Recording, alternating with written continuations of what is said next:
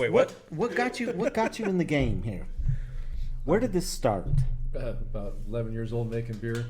You Making made beer at 11? One of them home keg No, deals? my old man home brews my whole life, and I got very interested in it. I started making my own beer on the side, and as you know, growing up through school, that you become very popular. Sure. Yeah, I bet.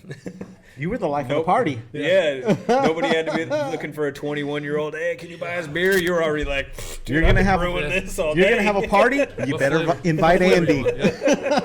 Yeah.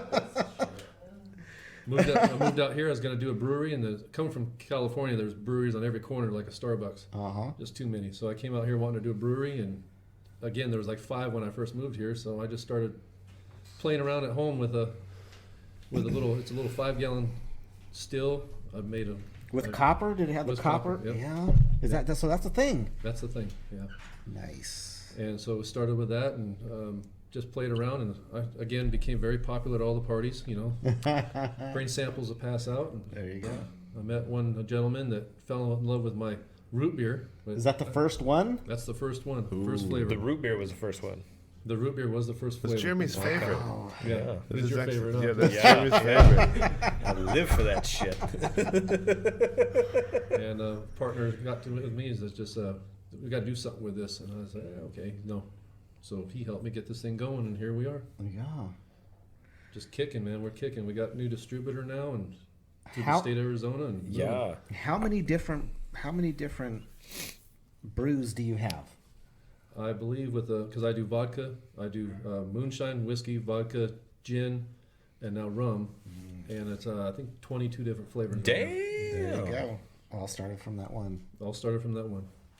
Do you use the same type of process for all of them, or is Yes. it a different process for I different? try to make it very simple for myself. I do the same process, and I have product stacked up in basically kegs in the back. That's just straight flavor. Then, as I need the flavors, You inject it. inject it. You And inject at it. what point of the process So do you you're put in the flavor? injection game as well, because we at the podcast we're injecting things into people as well All the And- time. And I'm glad to know that we got a fellow injector out there. Yes, Might as well inject some more of that. Yes.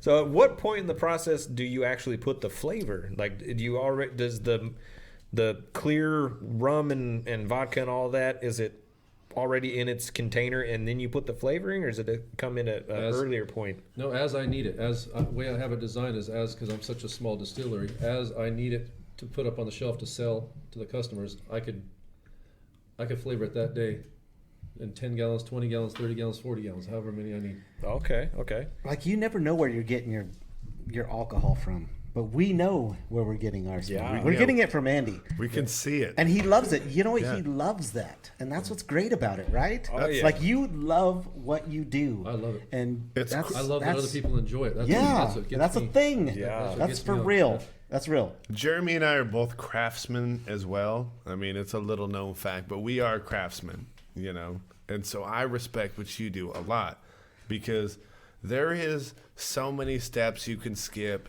that you'll, you know, on face look like it's the same product.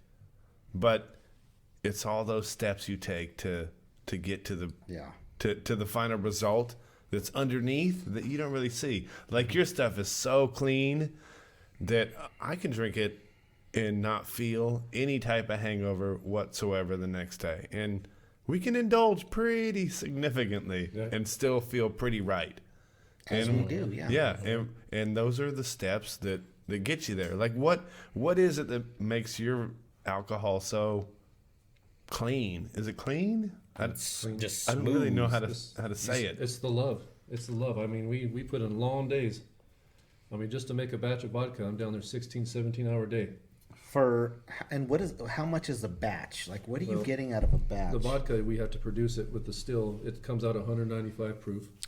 And in that amount of time, I get 4 gallons.